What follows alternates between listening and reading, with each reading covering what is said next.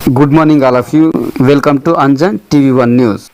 ఒకవైపు అప్పులు చేస్తూనే మరోవైపు ప్రజలపై విద్యుత్ ఛార్జీల భారం మోపడం ధర్మమేనా అంటూ కూటమి ప్రభుత్వం పరిపాలన తీరుపై మండిపడిన Madakasira YSR Congress party in charge SL ఈరలకప్ప.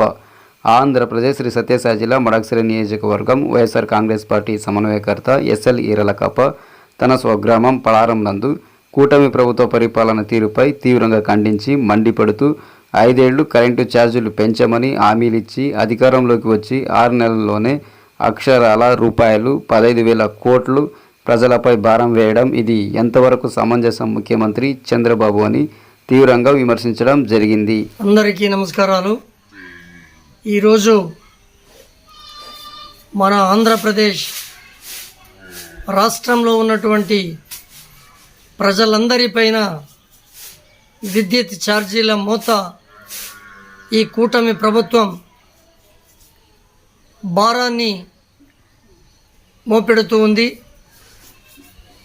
గత 6 నెలల నుంచి 2 సార్లు విద్యుత్ ఛార్జీలు పెంచడం జరిగింది. ఆ రోజు చంద్రబాబు నాయుడు అధికారంలోకి వస్తే విద్యుత్ ఛార్జీలు పెంచాం, అవసరమైతే తగ్గిస్తామని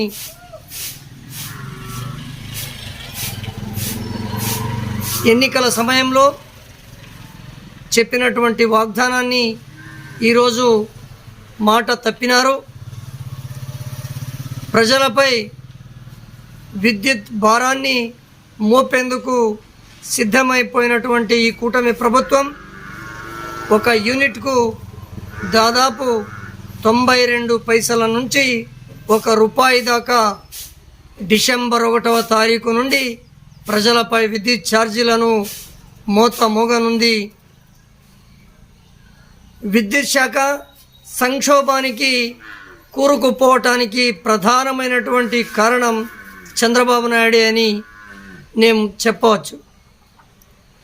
ఆ రోజు ఊరు వాడ ప్రచారం చేస్తూ బాబు షూరిటీ భవిష్యత్తు గ్యారంటీ అని తెలుగుదేశం నేతలు ప్రచారం చేసినారు. వాస్తవ పరిస్థితి చూస్తే బాబు షూరిటీ బాధుడు గ్యారంటీ అనేది స్పష్టంగా తెలియవస్తుంది. అంతేకాకుండా ఈ 5 నెలల్లోనే ఆంధ్ర రాష్ట్ర ప్రజలపై దాదాపు 15,185 కోట్లు అదనపు భారం మోపారని ఈ సందర్భంగా మీకు తెలియజేస్తున్నాం. చంద్రబాబు నాయుడు గారు ప్రతిపక్షంలో ఉన్నప్పుడు ఒక మాట, అధికారంలోకి వచ్చిన తర్వాత మరొక మాట చెప్పడం చంద్రబాబు నైజమని మేము తెలియజేస్తున్నాము. ప్రజలకు మంచి పాలన అందించలేక కక్షలు, కార్పణ్యాలు, పగ ప్రతీకారంగా తెరలేపి ప్రజలను ఇబ్బందులకు గురి చేస్తున్నారని ఈ సందర్భంగా తెలియజేస్తున్నాము. అందుకోసమే ప్రజలపైన ఎక్కువ భారాన్ని మోపి ప్రజల నడ్డి విరుస్తున్నటువంటి ఘనత చంద్రబాబు నాయుడు గారికి దక్కింది.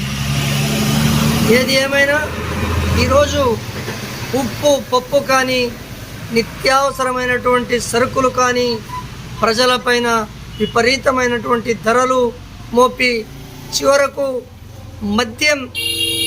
మద్యపానం కూడా విపరీతమైన రేట్లు పెంచుతున్నటువంటి తీరు ఈ కూటమి ప్రభుత్వానికే చెందుతుందని తెలియజేస్తున్నాను. ఏది ఏమైనా ప్రజలందరూ గమనిస్తున్నారు, ప్రభుత్వ పనితీరును చూస్తూ ఉన్నారు కళ్ళారా. అందుకోసమే రాబో ఎన్నికలలో ఖచ్చితంగా మీకు ఎదురు దెబ్బ ఖచ్చితంగా తగులుతుందని నేను తెలియజేస్తున్నాను. ఆ రోజు మన ప్రియతమ నాయకుడు